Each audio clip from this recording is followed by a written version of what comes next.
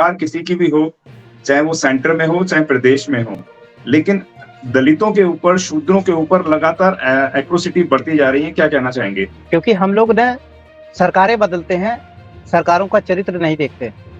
चाहे वो कांग्रेस के नेतृत्व की सरकार हो, उसका भी चरित्र जो है, अभी हमने बापूजी की बात की कि कैसे जी, बापूजी ने जो है दलितों के लिए दलितों को मजबूत करने के लिए कैसे उनका पूना पैक्ट के माध्यम से 2 वोट का अधिकार हड़प लिया और कैसे पूना पैक्ट में जो शर्तें तय हुई थी, उन शर्तों को भी खत्म करने के लिए उन्होंने कैसे नीति बनाई और किस तरह क्या कंडीशन रखी जिससे जी, दलित लोगों को जो रिजर्व सीटें हुई हैं उसमें किस आधार पर उन्होंने चयन करने की शर्तें रखी थी। ये बात जो है what Congress and Gandhi have done to the untouchables में बाबा साहब ने बड़े विस्तार से लिखा है। तो कांग्रेस का भी चरित्र क्या है? मनुवादी है। वो भी कास्ट हिंदू के इंटरेस्ट के लिए, जो इस देश में जातिवादी हिंदू हैं, उनके हितों की रक्षा करने के लिए वो शुरू से ही हमेशा आगे रहती है। और जो मनुवाद की जो सबसे एग्रेसिव पार्टी है, वो है जी, भारतीय जनता पार्टी। आप भारतीय जनता पार्टी तो खुलेआम कहती है कि हम इस देश को हिंदू राष्ट्र बनाएंगे, हम इस देश को जो है वेदों के अनुसार चलाएंगे, मनुस्मृति के अनुसार चलाएंगे।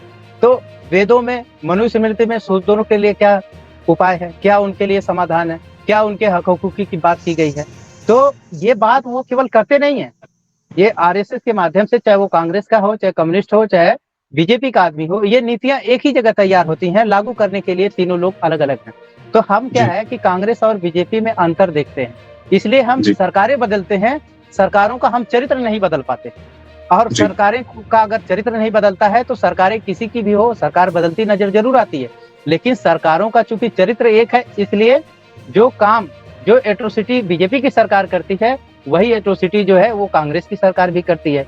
इसलिए जी, जिन राज्य में बीजेपी रूल कर रही है वहां भी दलितों पे अत्याचार होता है, और जिन राज्यों में जो है कांग्रेस रूल कर रही होती है वहां भी दलितों के ऊपर अत्याचार होता है। तो इसका जी, कोई रॉकेट साइंस नहीं, ये बहुत सिंपल सी बात है। हमें ये बात समझने की जरूरत है कि जी, हम सरकार न बदले, हम सरकारों का चरित्र भी बदले। और इस देश में 2 ही विचारधारा है, एक है मनुवादी, एक है अम्बेडकरवादी। अम्बेडकर, अगर हम सरकार बदलना चाहते हैं, अगर हमने मनुवादी सरकार देखी है तो हमें बदलाव के रूप में अम्बेडकरवादी सरकार को प्रेफर करना चाहिए, ना कि हम जी, किसी भी मनुवाद की ए टीम, बी टीम या नागनाथ सामनाथ को हम उसी में हम खोए रहे हैं, उसको विकल्प के रूप में देखें, ये हमारी गलती होगी। जी, जी, ये कारण है, ये मूल कारण है, क्योंकि दोनों पार्टियां या जितनी भी पार्टियां हैं बहुजन समाज पार्टी को छोड़ के, उनका मूल चरित्र जातिवादी है। वो जातिवाद को प्रोटेक्ट करती हैं।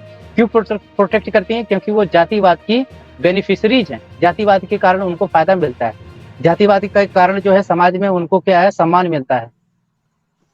तो इसलिए वो जी, जातिवाद को बना के रखती हैं, इसलिए वो दलित और मुसलमानों को और आदिवासियों के ऊपर अत्याचार करती हैं, ताकि दलित और मुसलमान इस अत्याचार से बाहर ही न निकल पाए और वो अपने भले के बारे में, अच्छे के बारे में, बुरे के बारे में सोच न पाए।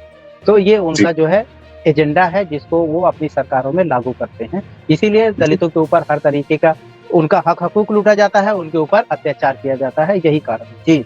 अगर आपने अभी तक हमारा चैनल सब्सक्राइब नहीं किया है तो सब्सक्राइब करें और घंटी का बटन बिल्कुल भी दबाना ना भूलें, ताकि सभी लेटेस्ट खबरें पहुंच सकें आप पे सबसे पहले।